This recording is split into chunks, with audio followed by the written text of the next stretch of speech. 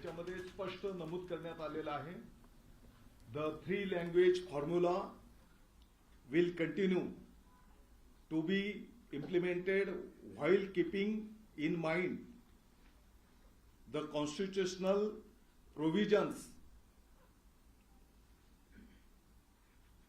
aspirations of the people, region and the union, and the need to promote multilingualism as well as promote national unity. However, there will be a greater flexibility in the 3 language formula, and no language will be imposed on any state. The 3 languages learned by children will be the choices of states, regions, and of course the students themselves. As long as at least 2 of the 3 languages are native to India. थोडक्यामध्ये केंद्राने कोणती भाषा compulsory बंधनकारक असं कुठलंही केलेलं नाही की तुम्ही हीच भाषा घ्या किंवा त्या विद्यार्थ्याच्या, त्या पालकांच्या, त्या राज्याच्या, त्या देशाच्या नॅशनॅलिटीच्या विरोधात तुमच्यावर काही थोपवलं जात आहे असं बिलकुल इथे म्हटलेलं नाही. हा झाला पहिला भाग.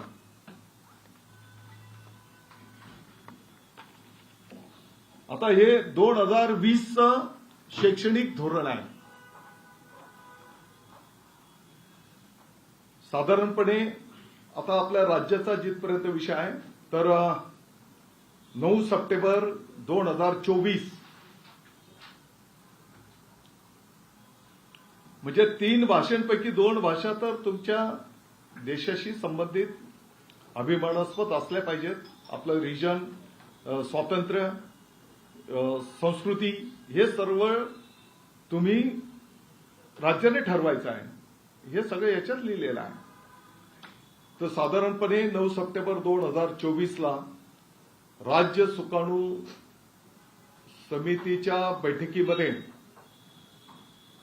तृतीय भाषा हिंदी म्हणून समावेश करण्याचा निर्णय झाला. मी आपल्याला सुरुवात करताना सांगितलं की आपल्या राज्याचे गरजा महाराष्ट्र माझा या राज्यगीताची प्रभावी अंमलबजावणी सर्व माध्यमांच्या शाळेमध्ये राष्ट्रगीताच्या नंतर 2 क्रमांकाला सर्व माध्यमांच्या शाळेमध्ये मराठी हा विषय अनिवार्य, बंधनकारक आणि त्याची प्रभावी अंमलबजावणी. हे निर्णय ऑलरेडी झालेले आहेत आणि त्याची प्रभावी अंमलबजावणी कशी केली जाईल हे तुम्हाला सुरुवातीलाच माहिती देताना मी सांगितलेलं आहे. आता हा जो काही मराठी आणि इंग्रजी माध्यमांच्या व्यतिरिक्त इतर माध्यमांच्या ज्या शाळा आहेत, मग बंगाली असेल, उर्दू असेल, हिंदी असेल, ज्या काही 7-8-10 माध्यमांच्या इतर माध्यमांच्या ज्या काही शाळा असतात, आत्ताच्या घडीला काही वर्षांच्या पासून या शाळेंमध्ये म्हणजे त्यांची ज्या भाषेची शाळा आहे त्याला ते प्राधान्य क्रमांक 1 देतात. दुसरा प्राधान्यक्रम मराठी ही भाषा आपण बंधनकारक केलेली आहे आणि तिसरा विषय मग ते शाळा इंग्रजी किंवा ते निवडतात. अशा मराठी आणि इंग्रजीच्या व्यतिरिक्त या सर्व शाळांमध्ये त्रिभाषिक विद्यार्थ्यांना शिक्षण दिलं जात आहे. हा विषय तर त्यातल्या त्यात आपल्या सुकाणू समितीने हे त्रिभाषिक वर जात असताना मराठी तर आपला मानबिंदू आहे आणि त्यांच्यासाठी जे काही तासिका शिकवण्याच्या असतील त्याच्यामध्ये कुठेही कात्री लागणार नाही, कुठेही कमी त्याच्यामध्ये केलं जाणार नाही. पाठीमागच्या काळापासून इंग्रजी आपण स्वीकारलेलं आहे आणि म्हणून आता हिंदी पण का, तर याचं तुम्हाला आणखी पुढे सविस्तर माहिती देतो. मग तिसरी भाषा त्यातल्या त्यात आपल्या विद्यार्थ्यांना सोप्या पद्धतीने शिकायला होईल.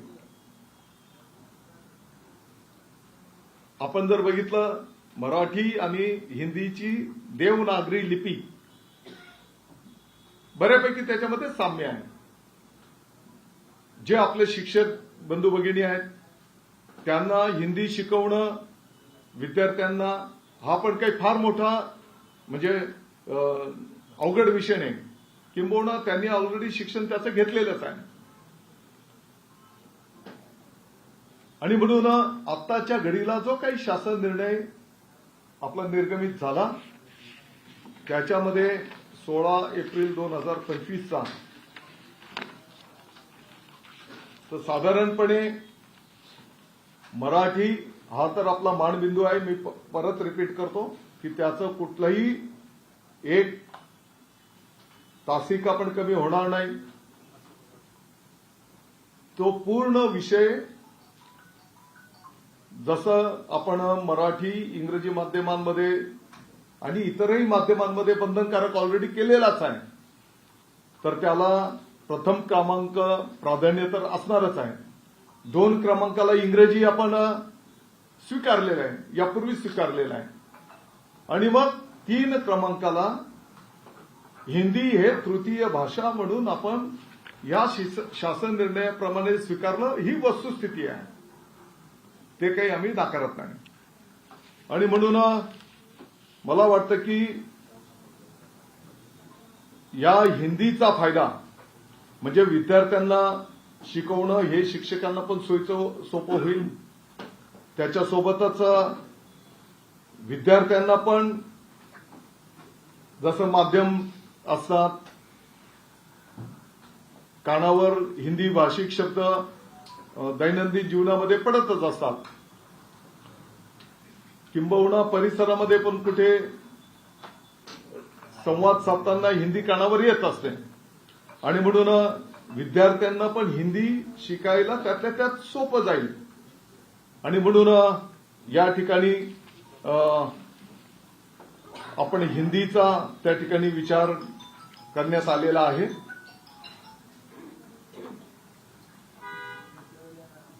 राष्ट्रीय शिक्षण धोरणामध्ये पण आपण जर बघितलं असेल तर म्हणजे त्यांनी बहुभाषिक त्याचा पुरस्कार केलेला आहे.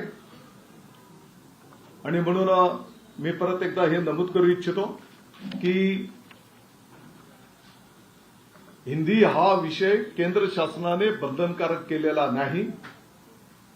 आपल्या राज्याच्या सुकाणू समितीने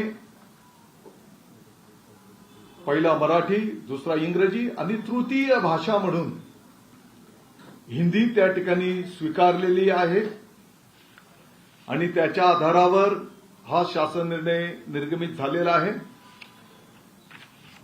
तत्रात या शासन निर्णयामध्ये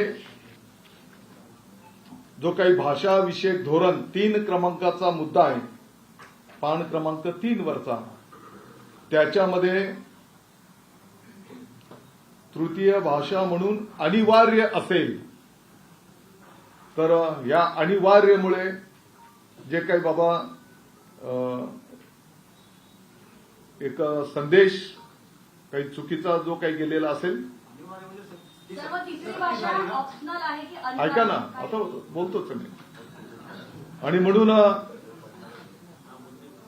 आता या संदर्भामध्ये आता काही ठिकाणावरनं वेगळ्या भाषांच्या पण सूचना येत आहेत,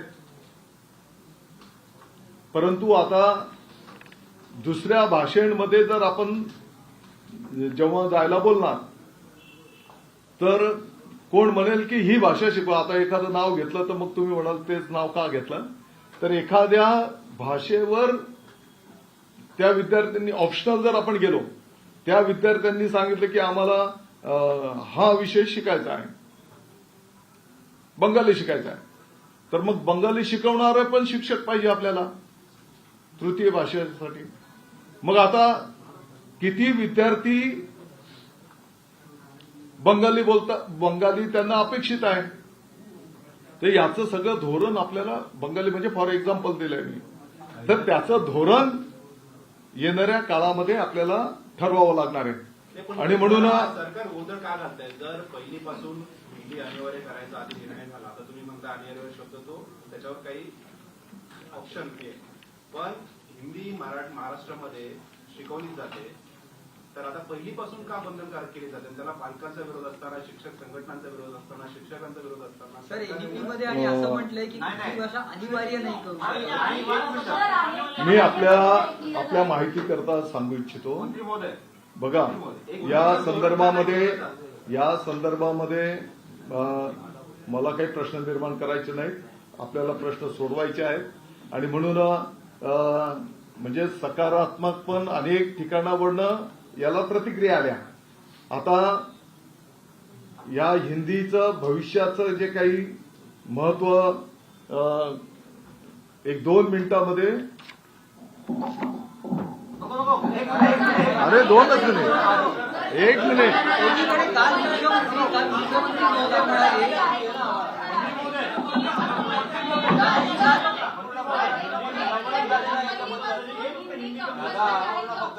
दादा या सर्व मराठी भाषेसाठी वेळ आली आहे का?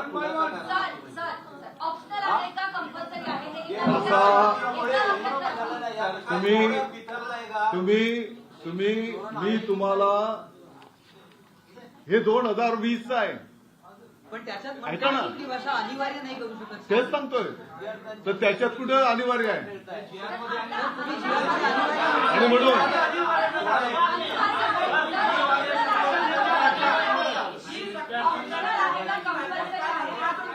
तेच सांगतोय.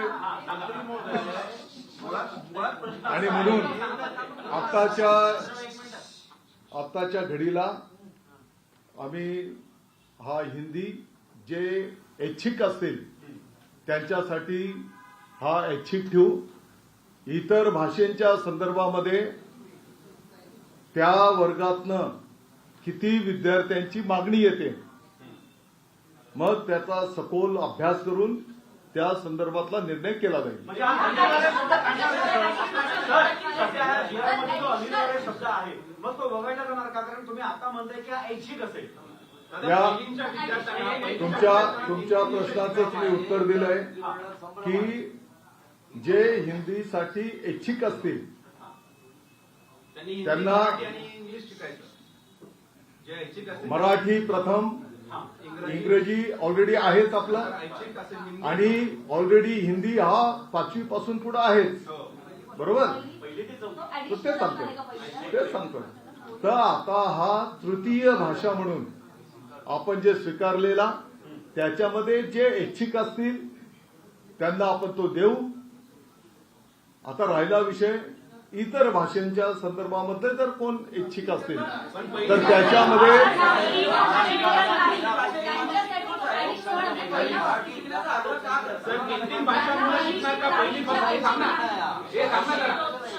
इतर 3 भाषा मुलं पहिलीपासून शिकणार का?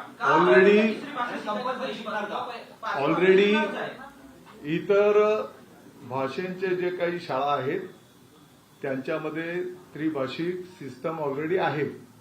त्यामध्ये आणि मराठी आपण हिंदी एवढ्या करता घेतला होता की बाबा मराठीशी मिळतं जुळतं आहे, देवनागरी लिपी आहे.